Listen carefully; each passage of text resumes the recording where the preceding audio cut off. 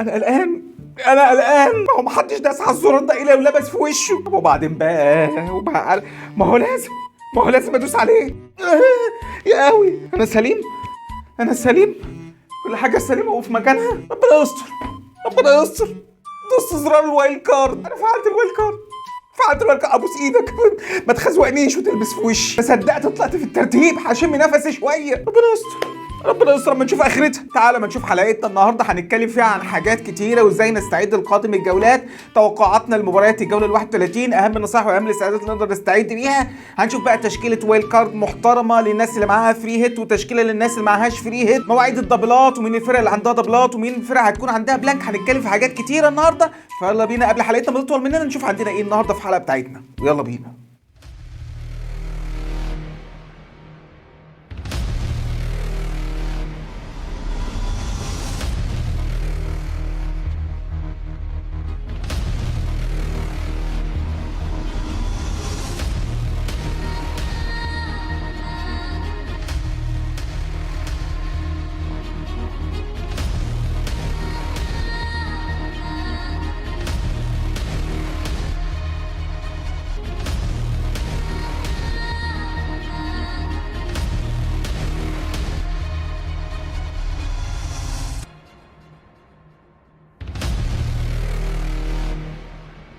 اهلا بيكم جميعا مشاهدين متابعي قناه برنامج البوب شو. اهلا وسهلا بيكم، معاكم ايهاب، حلقه جديده من حلقات برنامج فانس البريمير ليج واستعداداتنا للجوله ال 31. يا رب عديها على خير يا رب، ونشوف فيها نقط كتير واسهم كبيره وخضراء باذن الله. عشان انا ما عدتش قادر، انا تعبت، انا جدتي ورمت من كتر الخوازيق، مش مستحمل خوازيق وايلد كارد. شفت بعيني، ما حدش قال لي كل اللي فعلوا وايلد كارد الجوله اللي فاتت او طول الموسم حصل فيهم ايه. سترك يا رب، سترك يا رب من عندك. شوف حلقتنا النهارده هنتكلم عن حاجات كتيره، واعتقد حاجات كلها مهمه وفي الصميم، ومش هحاول اطول وهخش في المفيد على طول اللي هو الزبد. يعني هتاخد النصيحه من الاخر بيور كده من غير تزويق كلام، على طول خبط لزق. هنتكلم عن اهم النصائح اللي اقدر استعد بيها للجوله 31، اللعيبه اللي اتصابت الجوله اللي فاتت هنعمل فيها ايه، نصبر عليها ولا نبيعها، افضل تشكيله وايلد كارد للناس اللي معاها فري هيت هتفعلها في الجوله 34، والناس اللي معهاش الفري هيت هتتصرف ازاي وتقدر تفعل تشكيله كويسه جدا للوايلد كارد من الجوله ديت وتعدي من بلانك ال 34. افضل 11 لعيب عندنا الجوله ديت متوقعين يجيبوا اعلى نقط ان شاء الله الجوله ديت. والفقره الاخيره المحببه الى قلبي وهي فقره كابتن مين. بس يا معلم قبل ما اتكلم، قبل ما اقول اي حاجه، طالما الفيديو ده وصلك مش كام دعم ليه واشترك معايا في القناه. لو لسه ما اشتركتش معايا لغايه دلوقتي هتلاقي النقطات مكتوبه ليه سبسكرايب، هتدوس عليه تفعلوا جنب جرس التنبيهات، برضه هتدوس عليه تفعلوا اليوتيوب عشان ما اعمل حلقه جديده تجيلك على طول. ولا تخش يا باشا المتين بتاعك ما تنساهوش، ده بيساعد الحلقه والقناه تكبر وتنتشر وتوصل لاكبر عدد من المتابعين. اكونتاتنا طبعا على السوشيال ميديا مش محتاج افكرك، فيسبوك، انستجرام، تويتر، تيك توك، موجود في كل حته. خش اشترك معانا في الاكونتات دي عشان دايما تبقى متابعني كل جديد. والدوري بتاعنا دوري قوي وتقطيع ولسه الضعفاء لا بقايف مش مستعمل اي خوازيق. ما تشتركش معانا، كود لينك اشتراك بتاع الدوري ده موجود في الديسكربشن تحت صندوق الوصف تحت الفيديو. خش اشترك وريني نفسك. طبعا بعد ما كنت هيصت وكنت فرحت وكنت مزقطط ان انا كسرت المليون، ما شاء الله ما شاء كل بالمر بقى بيشتغل اهو بيجيب نقط. ايه الحلاوه دي يا عم؟ انت كنت فين يا جدع؟ وحشتنا من زمان. طبعا هم كانوا 6 نقط يتيمه، راجل كل بالمر راح جابها، لكن ما شاء الله ما شاء الله 6 نقط يعني فيهم البركه. خلوني بدل ما كنت في ال 968,000 بقيت المليون و12. امال لو كان جاب جون وخد 3 بونص كان يحصل فيا ايه؟ ما علينا. انا مش فاهم بصراحه الناس اللي محتفظه بكل بالمر دي محتفظه بيه ليه؟ يعني بقى عندي لعيب ب 10 مليون وشويه يجيب لي 6 نقط. يا جدعان يا جدعان شغلوا الدماغ شويه. خصوصا اللي بيلعب في منظومه فاسده زي منظومه انزو ماريسكا. ما علينا، كل واحد حر وكل واحد مبسوط على جنب زي ما هو عايز. طبعا خليني في البدايه عايزين مشاهد افكرك ان شاء الله الديدلاين بتاعنا هيكون اخره الساعه 12:10 ظهرا بتوقيت القاهره، لان اول ماتشات هتلعب الساعه 1 ظهرا بتوقيت القاهره. خليني هنا انوه ان هم هيتقدموا في الساعه لكن احنا لا، لان هم المفروض عندهم توقيت شتوي وصيفي زينا. اول ماتشات الجوله هتكون الساعه 1:30 ظهرا بتوقيت القاهره، فطبعا الديدلاين بتاعنا يكون اخره الساعه كام؟ الساعه 12 الظهر. فحاول يا عزيزي المشاهد ان انت تظبط منبهك وتفتكر تغييراتك عشان ما تروحش عليك. طيب تعالوا نبدا بقى بالفقره الاولى عندنا ان شاء الله في حلقتنا النهارده. وزي ما قلت لك مش هحاول ان انا اطول، وهي فقره اهم النصائح والاستعدادات اللي اقدر استعد بيها للجوله ال 31، ونشوف كده اللعيبه اللي اتصابت هنعمل معاها ايه. النصيحة الأولى طبعا دي مش محتاجة كلام، اصبر واتقل على تغييراتك لغاية ميعاد الديدلاين. مش هقول لك بقى المؤتمرات الصحفية، لغاية ميعاد الديدلاين. يعني يمكن نعرف أي تسريبات، إيزاك هيبقى موجود في التشكيلة ولا لا، كلوفيت هيبقى موجود ويرجع للتشكيلة ولا لا، باكا لو أنت عايز تروح تجيبه. طبعا أرسنال هتلعب أول مباراة، هل هيكون في التشكيلة الأساسية ولا هيبدأ تاني من على الدكة؟ ماتيتا الراجل اللي خرج قبل الدقيقة 60 قصته إيه وحكايته إيه، هيبدأ ولا لا؟ حاجات كتير عايزين نعرفها. وطبعا الحاجات دي تخليك تقول لك اتقل على تغييراتك لغاية ميعاد الديدلاين. عرفنا أي تسريبات خير وبركة. ما عرفناش خلاص اعمل التغيير اللي انت كنت ناوي عليه. اما النصيحه الثانيه هي طبعا متعلقه بالكسندر ايزاك، الراجل طبعا اللي خرج الجوله اللي فاتت قدام ماتش برينفورد، وطبعا الراجل كان طالع كده بيقول لك احس ببعض الانزعاجات. ايدي هاو طبعا طلع في المؤتمر الصحفي وقال ان الراجل هو ما بيشتكيش من اصابه قديمه اتجددت عليه، ده شيء جديد هو والتريبيه، هي مش موضوع اصابات، نقدر نقول هي موضوع انزعاجات، وطبعا احنا ما حبيناش نخاطر معاهم وقررنا ان احنا نسحبهم، وانا لسه هقابلهم وهناخد فيهم قرار متاخر. سيبهم جايبهم معاك في تشكيلتك سيبهم. حكيم ايزاك ده بالذات يجي يقول لك ده بيموت وخالته مش عارف حصلت فيه وعمته حصل، وفي الاخر ليه بيلعب معاك تريبيه معاك ايزاك، سيبهم هما الاثنين في تشكيلتك. النصيحه الثانيه هي طبعا متعلقه بجابرييل مدافع ارسنال، الراجل طبعا اتعرض لاصابه وخرج من الدقيقه 16 تقريبا الماتش اللي فات قدام فرقه فولهام، وراجل قاعد بقى يخضع لبعض الفحوصات وبعض الاشعه والكلام ده، وتم التاكيد الموضوع رسميا، هو خلاص موسم جابرييل انتهى بالنسبه له، فبيع بيع خلاص، دي مش محتاجه كلام. افضل البدائل ايه؟ الحل السهل الممتنع، تطلع من جابرييل تروح لصليب. لو هو كان الفرده الوحيده من دفاع ارسنال اللي معاك انا موافق عليها مفيش مشكله، بيع جابرييل وهات صليب. طب لو معايا دبل دفاع مستاهله؟ يعني مستاهله، يعني هي ماتشات الدبل ما هي صعبه قوي، ده شيء يشفع عادي جدا الفرقه زي فرقه ارسنال يكون عندي دبل دفاع. لكن بقى السؤال الاهم، هو الاحسن لي يبقى دبل دفاع ولا دبل هجوم؟ هنا بقى نيجي للنصيحه اللي بعد كده، هو انا اعمل دبل دفاع احسن من فرقه ارسنال ولا دبل هجوم؟ بص هو اكيد بيدع مجال للشك مع غياب جابرييل للاصابه، قوه دفاع ارسنال مش هيبقى بنفس القوه، غير كده يعني انت ما تيجي تبص كده على كل المساهمات الهجوميه اللي عملوها الدفاع بتاع ارسنال الفتره الاخيره غالبا ما فيش، عشان كده انا يهمني ويبقى الافضل والاحسن لي اعمل دبل هجوم من فرقه ارسنال وما اعملش دبل دفاع. طب مين دبل هجوم؟ انا مش قادر افكر في حد تاني غير ميرينو وساكا، الراجل احنا ضامنينه انه هيبقى مهاجم، ميرينو خلاص مكمل مهاجم لان موسم هافرز انتهى وجابريل خيسوس كمان موسمه انتهى، انا مش قلقان من اي روتيشن، يعني الراجل هيكمل وفي ريال مدريد هيكمل والراجل ضامن مكان. طبعا ساكا يعني دي مش محتاجه كلام، ساكا مضمون اصلا، اللي يخلينا اتمسك بواحد زي ميرينو ويكون على مستوى خط الوسط ويكون اساسي معايا من فرقه ارسنال، ان الراجل الفتره الاخيره كان بدات تطلع عليه بعض الانباء وبعض الكلام على ان الراجل جاب مدربين مخصوصين عشان يدربوه على انهاء الهجمات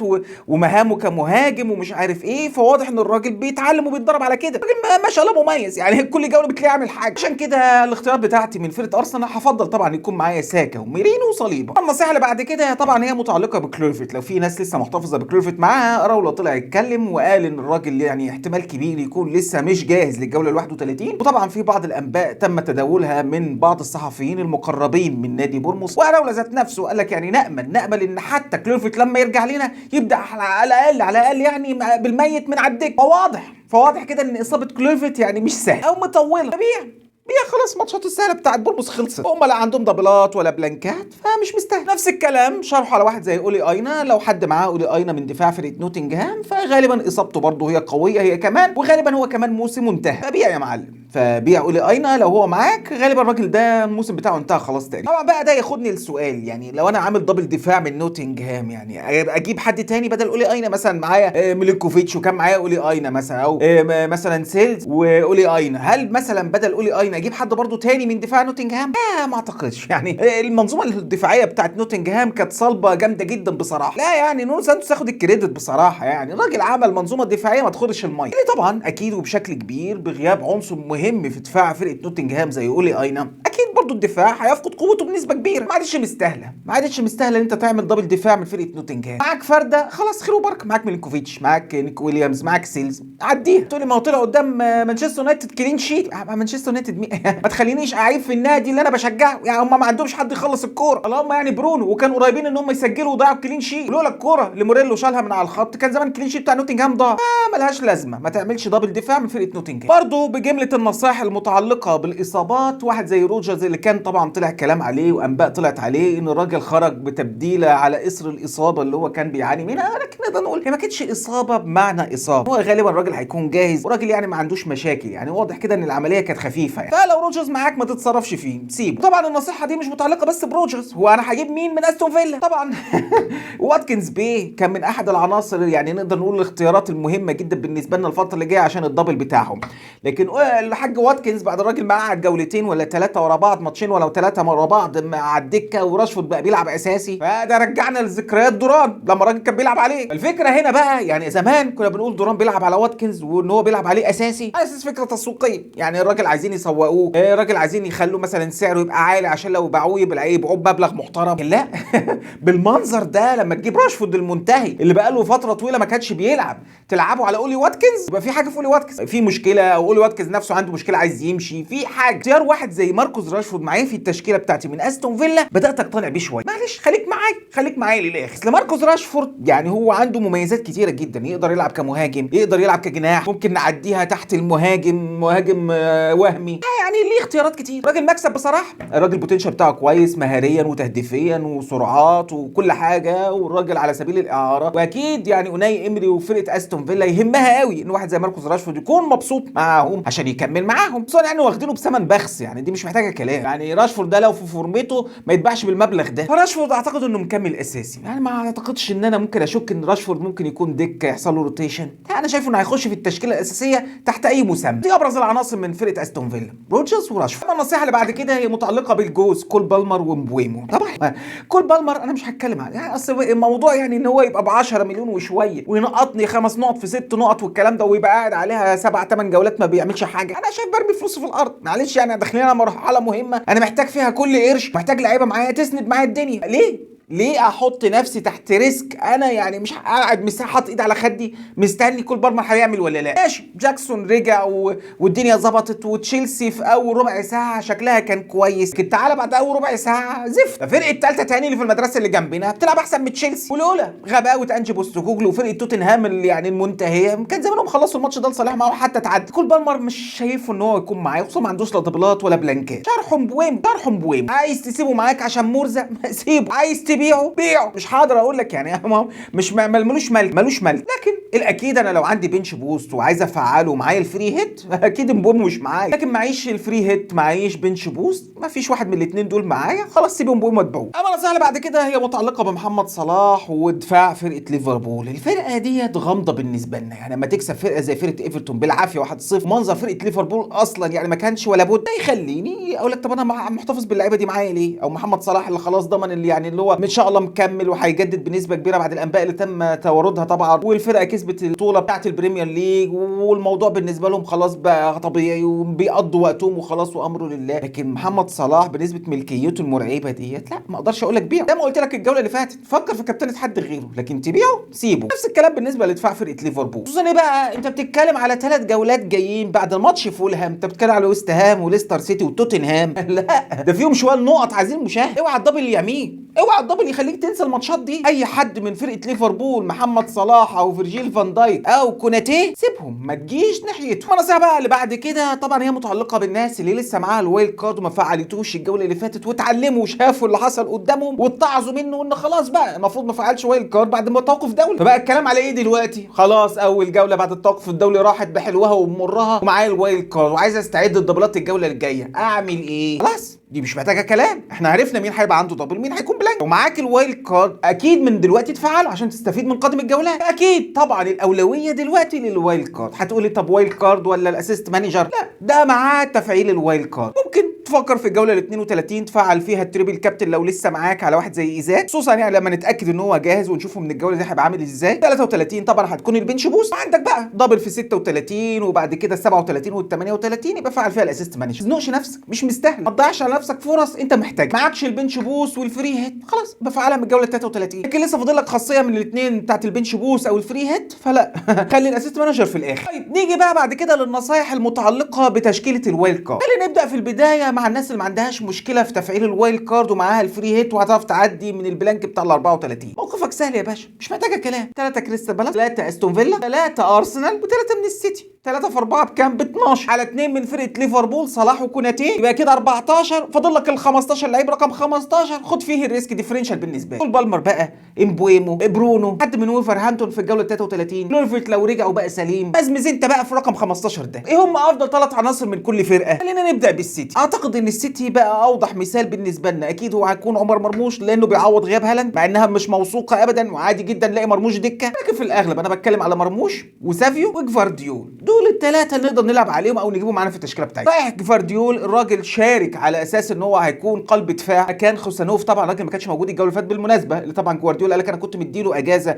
كان عايز يريح. هو مش موضوع يريح، هو الراجل اصلا كان بيتجوز في فتره التوقف الدولي، فعريس بقى واخد بالك انت، وبيروح يكمل شهر العسل بيريح له شويه. ليه قلت سافيو مش فودن؟ ما اصل فودن مع موضوع بقى ان كيفن دي بروين ماشي واعلن اعتزاله ولا هيمشي هيروح على مانشستر سيتي والكلام ده، فممكن يلاقيه بيشارك في الكام جوله اللي جايين. واضح كده ان فودن مكروف عليه. الحق يقال يعني سافينو ده كل ما بينزل يلعب هو احسن واحد فيهم بصراحه. دول ال3 بالنسبه لي من السيتي، سافينو وطبعا مرموش وجفارديول. مين ال3 اللي طبعا من فرقه استون فيلا؟ انا هتكلم على واحد زي روجرز وراشفورد وكونسا في الدفاع. اعتقد هم دول افضل 3. كريستال بالاس افضل 3 من كريستال بالاس، اعتقد ان انا هروح لايزي، اسماعيل صار وماتيت. معلش يعني انا شايف يعني موضوع الدفاع بتاع كريستال بالاس ده اوفر قوي مبالغ فيه. الدبل بتاعهم ما هو السهل، ويعني منوز هتقعد بقى على امل انه يخطف لك حاجه قدام، كلين شيت ليه بيضيع. ال3 هجوميين بصراحه بالنسبه لي احب اختار. ارسنال طبعا بنتكلم واحد زي مثلا ساكا، ميرينو، صليبه في الدفاع. يعني انت لو مش واثق قوي في موضوع ميرينو ده خليها ممكن يبقى رايا وصليب. طبعا ساكا على مستوى خط الوسط. انا بالكلام ده كله بقى لما احب احطه في التشكيله كده، تشكيلتي تبقى عامله ازاي؟ اعتقد ان دي هتكون افضل تشكيله من وجهه نظري. هيكون معايا ديفيد رايا في حراسه المرمى هو ومارتينيز. على مستوى بقى خط الدفاع هيكون معايا منوز من فرقه كريستال بالاس، هيكون معايا صليبه من فرقه ارسنال، ليفرامينتو طبعا من فرقه نيوكاسل، كوناتي من فرقه ليفربول، وجفارديول من مانشستر سيتي. خط الوسط طبعا هيكون ده نقدر نقول خط وسط تمبلت. نتكلم بقى على روجرز او راشفورد، مايلا صار او ايزي، ساكا طبعا ومحمد صلاح، وميرفي على مستوى خط الوسط من فرقه نيوكاسل. طبعا بقى هي الفرق ما بين روجرز وراشفورد مايلا صار وايزي على حسب البادجت بتاعتي. قادر اطلع راشفورد وايزي هعملها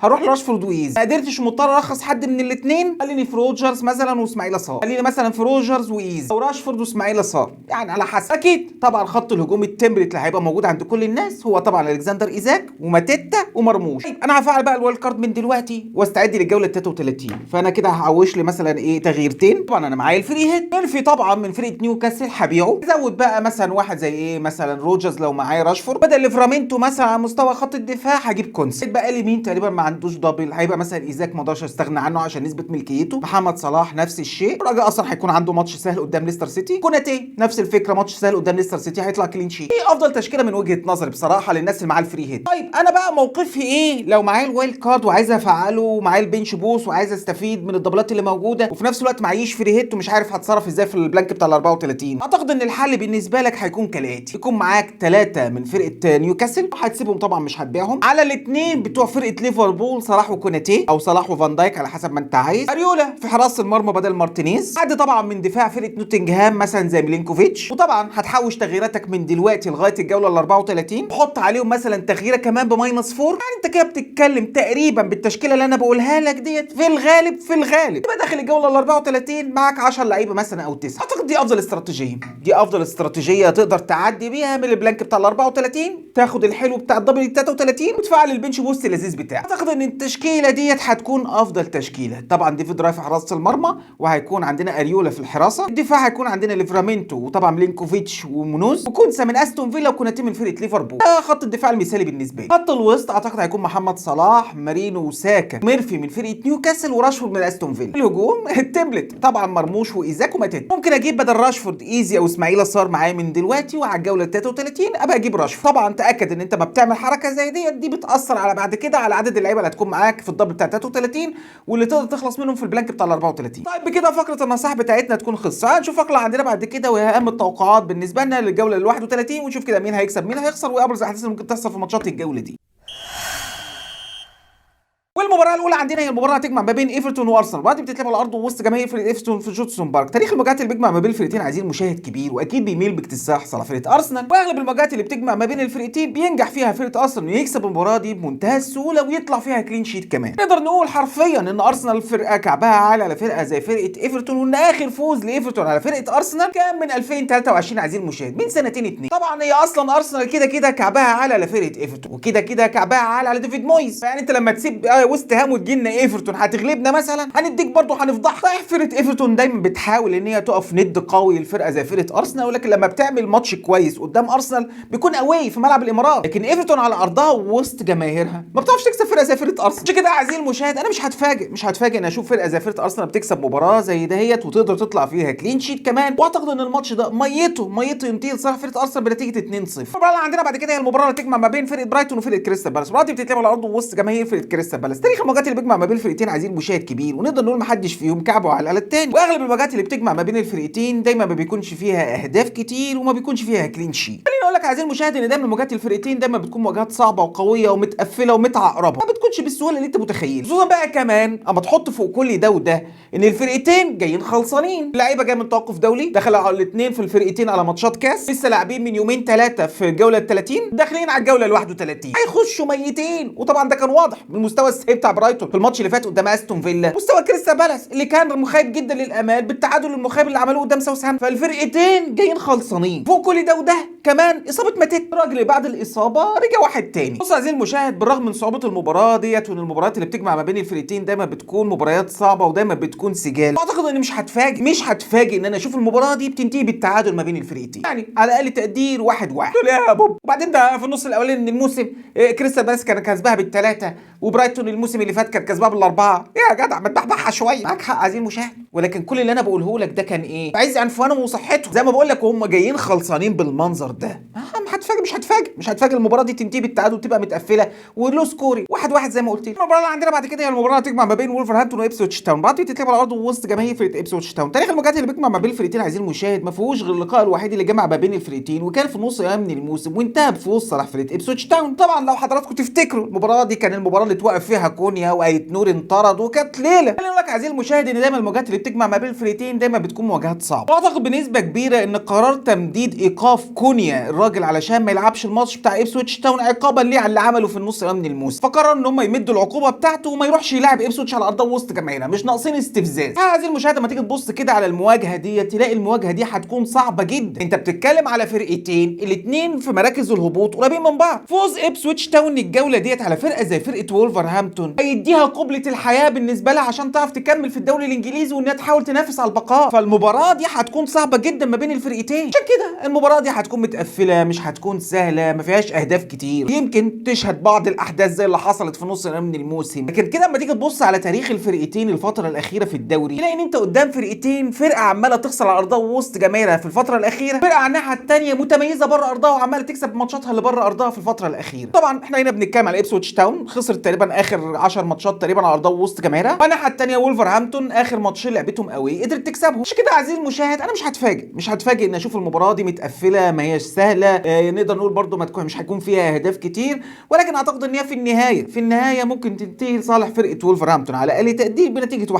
اما المباراه اللي عندنا بعد كده هي المباراه اللي بتجمع ما بين فرقه ويست هام وفرقه بورنموث. المباراه بتتلعب على ارض وسط جماهير فرقه ويست هام. تاريخ المواجهات اللي بيجمع ما بين الفرقتين عزيزي المشاهد مش كبير قوي، ولكن نقدر نقول ما حدش فيهم كعبه على الثاني. اغلب المواجهات اللي بتجمع ما بين الفرقتين دايما بتكون مواجهات صعبه قويه ونديه وما فيهاش كلين شيت، ودايما لو خلصت لصالح حد بتكون بالعافيه. اغلب المواجهات اللي بين الفرقتين اغلبها كان بينتهي بالتعادل. عزيزي المشاهد لما تيجي تبص على التاريخ المواجهات اللي بين الفرقتين تلاقي مش هيختلف كتير على الواقع بتاع اليومين دول. نتكلم على فرقه زي فرقه ويست هام بيغيب عنها القدوس، وطبعا اصلا فرقه ويست هام مع جراهام بوتر مش بتقدم افضل اداء ليها لا هجوميا ولا دفاعيا. الناحيه الثانيه فرقه بورنموث الفتره الاخيره برضو واخده على وشها ومش شايفه قدامها، خصوصا كمان باصابه تافرنير الجوله اللي قبل اللي فاتت واصابه كلويفت. لا الفرقه دي نافعه ولا الفرقه دي نافعه. في كلام كمان على اصابه سينسي على مستوى خط الدفاع. عشان كده المباراه دي ما اعتقدهاش هتكون مباراه سهله ابدا ما بين الفرقتين. مباراه هتكون متقفله، اهدافها قليله، ما اعتقدش ان هي يعني هتبقى فيها اهداف كتير، ما فيهاش كلين شيت. عشان كده اعتقد المباراه دي هتنتهي بالتعادل ما بين الفرقتين بنتيجه مثلا 1-1 على الاقل تقدير. اما المباراه اللي عندنا بعد كده هي المباراه اللي هتجمع ما بين استون فيلا وفرقه نوتنغهام فورست. دلوقتي بتتلعب على ارض وسط جماهير فرقه استون فيلا. تاريخ المواجهات اللي بيجمع ما بين الفرقتين عزيزي المشاهد مش كبير قوي، ولكن بيميل صراحه فرقه استون فيلا. والحق يقال عزيزي المشاهد ان فرقه استون فيلا نقدر نقول كعبها عالي شويه على فرقه نوتنغهام. صحيح في النص الاول من الموسم نوتنغهام حققت المفاجاه وقدرت تكسب فرقه استون فيلا، ولكن الحق يقال عزيزي المشاهد ان فرقه استون فيلا مميزه جدا على ارضها لما بتقابل نوتنغهام فورست. نوتنغهام فورست لما بتقابل استون فيلا على ارضها ووسط جماهيرها في الفيلا بارك ما بتعرفش تكسب فرقه استون فيلا. فوق كل ده وده كمان لما تحط عليه موضوع الغيابات والاصابات اللي حصلت في صفوف فرقه نوتنغهام، ابرزهم طبعا دانييلو على مستوى خط الوسط واولي اين على مستوى خط الدفاع، مع طبعا الارهاق اللي بيعاني منه اكيد فرقه نوتنغهام لسه لعبه من كام يوم وهتلعب في لعبه كمان في ماتش الكاس والدنيا مش ظريفه، غير طبعا غياب كريس وود للاصابه اللي مش عارفين هيكون جاهز ولا لا. كده مش عارف هتصدقني عزيزي المشاهد ولا لا لو قلت لك ان انا مش هتفاجئ لو شفت فرقه استون فيلا بتكسب المباراه ديت وبتكسب فرقه نوتنغهام، يعني على اقل تقدير ممكن تكسبها بنتيجه 2-1. المباراه عندنا بعد كده المباراه تجمع ما بين فرقه تشيلسي وفرقه برينفورد، تتلعب على الارض وسط جماهير فرقه برينفورد. تاريخ المواجهات اللي بيجمع ما بين الفرقتين عزيزي المشاهد مش كبير، ولكن نقدر نقول ما حدش فيهم كعبه على الثاني، وان اغلب المواجهات اللي بتجمع ما بين الفرقتين دايما المواجهات ديت بتكون مواجهات صعبه وقويه ومتقفله وبيكون ما فيهاش كلين شيت، وان لو في حد من الاثنين قدر يخلص المباراه دي لصالحه بيخلصها بالعافيه. ولكن الحقيقه الوحيده والاكيده عزيزي المشاهد ان فرقه برينفورد عمرها ابدا على ارضها ووسط جماهيرها عرفت تكسب فرقه تشيلسي. ان لو حصل فرقه برينفورد بتعرف تكسب تشيلسي بيكون في الصفر بريدج على الارض وسط جماهير فرقه تشيلسي. طبعا شفنا تشيلسي قدرت تكسب الجوله اللي فاتت بالعافيه بشق الانفس طبعا في مباراه الديربي قدام فرقه توتنهام، والناحيه الثانيه فرقه برينفورد جايه من خساره بس طبعا كانت بتلعب فرقه كبيره ولسه كسبانه بطوله الكاس ففي عز عنفوانها وفرقه طبعا برينفورد، عشان كده اعتقد المباراه دي هتكون مباراه صعبه وقويه جدا ما بين الفرقتين، خصوصا يعني ان انزو ماريسكا مع فرقه تشيلسي مش بيقدموا افضل اداء ليه. ومش هتفاجئ لو شفت المباراه دي بتنتهي بالتعادل ما بين الفرقتين 1-1 2-2 في الحدود دي. المباراه اللي عندنا بعد كده هي المباراه تجمع ما بين فرقه ليفربول وفرقه فولهام، برضه بتتلعب على الارض وسط جماهير فرقه فولهام. تاريخ المواجهات اللي بيجمع ما بين الفرقتين عايزين المشاهد كبير الى حد ما وطبعا بيميل صراحه فرقه ليفربول. نقدر نقول ان في اخر 6 مواجهات جمعت ما بين الفرقتين فرقه فولهام ما عرفتش تكسب فرقه ليفربول ابدا لا على ارضها ولا بره ارضها. اغلب المواجهات اللي بتجمع ما بين الفرقتين ما بيكونش فيها اي كلين شيت. يقال عزيزي المشاهد ان دايما المواجهات اللي بتجمع ما بين الفرقتين دايما بتكون مواجهات صعبه ومش سهله، يمكن كمان يكون فيها اهداف كتير. ولكن الحقيقه الوحيده اللي لازم طبعا ناكد عليها عزيزي المشاهد ان دايما زيارات فرقه ليفربول لملعب فولهام ما بتكونش زيارات سهله. طبعا بقى احنا هنا مش بنتكلم على مثلا المشكله ان فولهام مثلا ممكن تكسب مستواها عالي مقدمه اداء وفورمه رهيبه، ابسولوتلي عزيزي المشاهد. المشكله على الناحيه الثانيه عند فرقه ليفربول، الفرقه المرهقه حرفيا وكل العناصر فيها واللعيبه اللي فيها جابوا اخرها، خلاص اللعيبه ما عادتش قادره تجري ما عادتش قادره تقدم حاجه، خصوصا كمان لما يبقى عندهم الاحساس انهم كسبوا خلاص الدوري فهيحاربوا على ايه؟ ما عادش عندهم نفس يحاربوا تاني خلاص. الناحيه الثانيه فرقه فولهام برضو هي كمان جايه خلصانه، يا شوف لعبه كام ماتش وفي التوقف الدولي وكاس ومش عارف ايه، فالدنيا برضو مش ظريفه. عشان كده مش هتفاجئ ان انا هشوف المباراه دي برضو بتخلص بالتعادل ما بين الفرقتين او مثلا بمكسب صعب لفرقه ليفربول، على الاقل مثلا بنتيجه 2-1 صالح فرقه ليفربول. طبعا انا عارف ان انت ملاحظ ان اغلب الماتشات انا قلت عليها ان هي هتخلص بالتعادل بس طبعا ده واضح بيبقى دايما في الماتشات او في الجولات اللي بتبقى مزنوقه اللي هي مفيش قبلها راحه كبيره الفرق بتبقى نازله خلصانه. المباراه اللي عندنا بعد كده هي المباراه هتجمع ما بين فرقه توتنهام وفرقه ساوثهامبتون، دلوقتي بتتلعب على الارض وسط جماهير فرقه توتنهام. تاريخ المواجهات اللي بيجمع ما بين فرقتين عايزين المشاهد كبير الى حد ما وطبعا بيميل باكتساح صالح فرقه توتنهام، واغلب المواجهات اللي بتجمع ما بين الفرقتين ما بيكونش فيها اي كلين شيت وبتقدر تنجح فيها فرقه توتنهام تخلصها لصالحها، وفي الاغلب بيكون فيها اهداف كتير. عايزين المشاهد طبعا يعني المفروض في الطبيعي وفي المطلق يعني ان دي تعتبر مباراه سهله لفرقه توتنهام تنزل تكسب بسكور وتبقى مكسب سهل والكلام ده، لكن الحقيقه عزيزي المشاهد الموضوع مش ببساطه اللي انت متخيلها. بتتكلم على فرقه زي فرقه ساوثهامبتون مثلا اللي هي جايه بتعادل بطعم الفوز من ماتش الجوله اللي فاتت قدام كريستال بالاس، والجوله دي رايحه تقابل توتنهام وهي في اسوأ حالاتها، اولا جايه خسرانه من ماتش ديربي قدام تشيلسي. بتتكلم على فرقه خلاص ما عادش في دماغها الدوري الانجليزي والبريمير ليج وكل اللي مركزه فيه هي اليوروبا ليج، دي الحاجه الوحيده اللي هتحفظ ماء الوجه بالنسبه لانجي بوستوكوغلو، الراجل اللي كانت طبعا الجماهير الجوله اللي فاتت بتهاجمه بشده، والراجل بعد ما بابي صار قدر يجيب جون التعادل قدام تشيلسي وكان فرحان قبل ما يتلغي وعمال يسد ودانه للجماهير قال يعني انا مش سامعكم، ويجي يطلع بعد كده في التصريحات الصحفيه يقول انا فقدت العلاقه ما بيني وما بين الجماهير خلاص ما عدتش حاسسها، وتطلع الجماهير وتعمل رابطه واعلان وحمله لتظاهر والماتش الجاي قدام ساوثهامبتون هنتظاهر قدام الاستاد بتاع الفريق ومش عارف ايه، وتحس ان الدنيا كبيره جدا عن توتنهام. والاغرب بقى ان فوق كل ده تطلع بعض الاخبار اللي جايه من مصادر مقربه من توتنهام على فكره ان انجي بوستوكوغلو بيفكر في الاغلب يريح بعض العناصر ابرزهم سون وفان دي فين. يا راجل انت بتتكلم بجد؟ بدل ما تنزل سون وتلعب عشان تهجم والكلام ده عايز تريحهم؟ طبعا هي اخبار مش مؤكده ولكن دي انباء متداوله. عزيزي المشاهد فرقه ساوثهامبتون ساعات بتنجح ان هي تعقرب الماتش قدام توتنهام، لكن بالظروف اللي فيها توتنهام اليومين دول وحالها المزري مش هتفاجئ مش هتفاجئ ان فرقه ساوثهامبتون تعمل جيب محترم على فرقه توتنهام، خصوصا بقى بالاخبار بتاعه تريح اللعيبه، بالمشاكل والتظاهرات اللي طبعا الجماهير عايزه تعملها. فانت بتتكلم على فرقه مش في افضل حالات، وعندي احساس مش عارف ليه ان المباراه دي هتنتهي بالتعادل ما بين الفرقتين 2-2 1-1 في الحدود دي. اما بقى اللي عندنا بعد كده هي المباراه اللي هتجمع ما بين مانشستر يونايتد ومانشستر سيتي، قطبي مدينه مانشستر، ديربي مانشستر في رحله الصراع، هي مانشستر زرقاء ولا حمراء؟ طبعا تاريخ المواجهات اللي بيجمع ما بين الفرقتين تاريخ كبير وبيميل صالح مانشستر يونايتد، لكن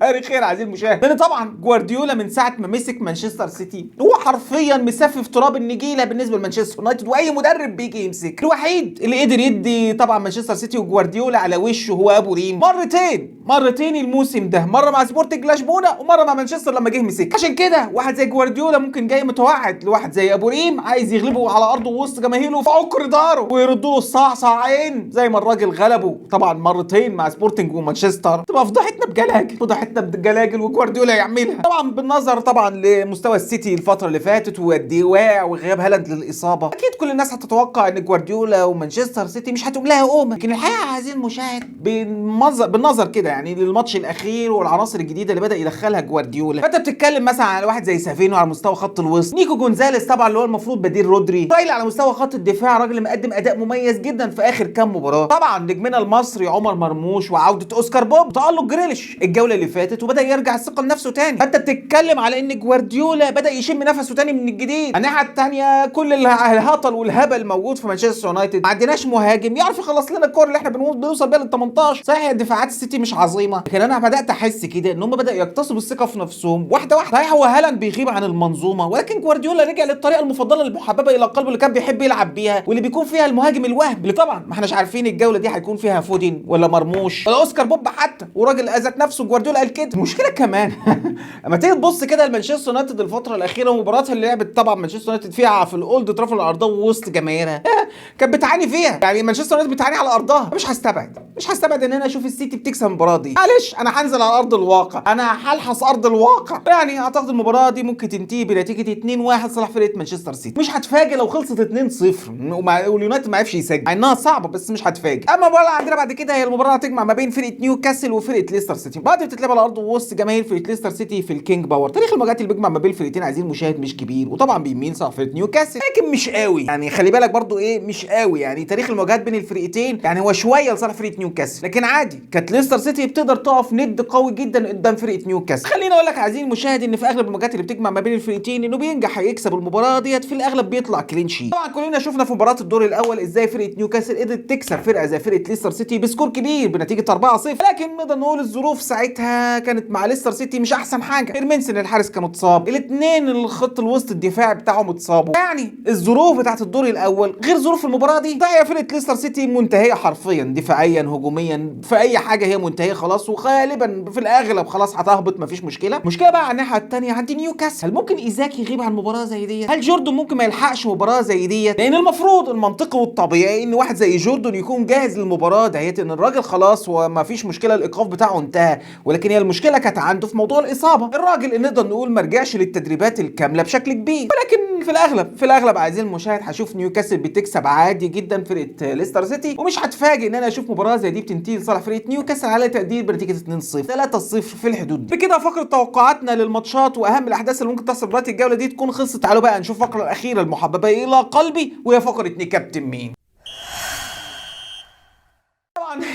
في البدايه واول واحد مرشح للكابتنه بقوه الجوله ديت هو الكسندر ايزاك، راجل مصاب وما احناش عارفين هيكون جاهز ولا لا. والله لو كان عندك تسلخات الدنيا والاخره لا حطت عليك الكابتن، حط عليك الكابتن والفاس على صلاح، ما انت لو مصاب واصابتك جامده مش هتلعب مش هتنزل. ده في الاغلب اللي بيحصل، يعني ايزاك عمره ما بدا من على الدكه، يا ايزاك هيبدا اساسي يا ما بيكونش موجود في التشكيله اصلا. اعتقد بنسبه كبيره وده قناعه شخصيه بالنسبه لي اكيد هشوف ايزاك بيلعب، هو مش هيقدر يعتمد على واحد زي ويلسون منتهي. المشكله بقى كلها هنا هتكون هو ايزاك هيلعب قد ايه. لا اعتقد يعني من تخيلي وتصوري غالبا دقايق ايزاك هتبقى ما بين 60 ل 70 دقيقه. طب ايه يعني نفكر في ايزاك اللي فيه ريسك ده ولا نخلينا بقى مع محمد صلاح الكينج مو الايجيبشن كينج المضمون؟ والحقيقه عايزين المشاهد بصراحه مستوى محمد صلاح وفرقه ليفربول الفتره الاخيره الواحد بدا يشك فيهم شويه، مستوى الفرقه في النازل، ومش عارف عندي احساس ان في مره خازوق كده هنلبسه بمحمد صلاح انه يكون طبعا روتيشن واللي قاعد على الدكه. المباراه دي امتى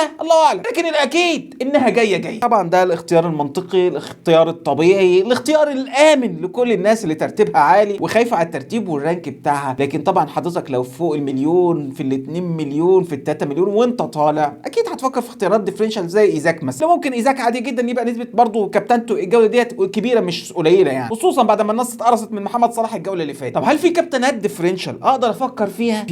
في ابرزهم طبعا اللي تالق الجوله اللي فاتت، النجم والبرنس الامير المصري عمر مرموش، الراجل اللي بيتطلع وعنده شغف كبير للمباراه ديت اللي هيلاعب فيها اليونايتد في الاولد ترافورد. طبعا اليونايتد بيمثل بقى الرمزيه بقى بتاعت عراقه الدوري الانجليزي والكلام ده، وراجل متطلع انه عايز يعمل سكور وارقام بقى كويسه قدام مانشستر يونايتد في الاولد ترافورد زي صلاح، وان ما حدش احسن من حد. طبعا يخلي واحد زي عمر مرموش طبعا بالدفاعات السيئه بتاعت اليونايتد عادي جدا شوف مرموش برضو بيسجل في المباراه دي. هل في اسماء ممكن تتكابتن؟ والله في اسماء تانية. ساكا ممكن قدام ايفرتون عادي جدا، ممكن تاخد ريسك برضو في واحد زي كول بالمر قدام برينفورد، او مبويمو قدام تشيلسي. لو مقطع بطاقتك بقى اللي هو خلاص انا هقفل اللعبه خلاص هي الجوله ديت وهمسح الابلكيشن، ممكن تفكر في كابتنه واحد زي سون لو الراجل سمعنا انه هيكون اساسي، او جونسون، لان عادي جدا برضو جونسون لو بدا اساسي نشوفه بيكسر الدنيا. ايه المانع؟ تفكر في كابتنه واحد زي جونسون، او تفكر في كابتنه واحد زي لارسن قدام إبسويتش تاون. اعتقد في الاغلب ديت افضل الكابتنات، الريسك الديفرنشال جدا ده يعني لو انت مستبيع وبتلعب فور فان. وبس كده وصلنا حلقتنا النهارده، اتمنى الحلقه تكون عجبتك وما تكونش طولت مني، وبعتذر الحلقه ديت ان هي تكون اتاخرت، ولكن طبعا عشان ضيق الوقت ما بين الجولات فبحاول اجمع اكبر قدر جدا من المعلومات، خصوصا كانت المتعلقه بالاصابات والغيابات والكلام ده كله، فبعتذر جدا ان الحلقه ديت تكون نزل متاخره شويه، ولكن اتمنى الخير والسعاده والتوفيق لكل الناس، وان شاء الله تكون جوله سعيده نشوف فيها نقط كتير واسهم خطره كبيره باذن الله، وارجوكم دايما خليكم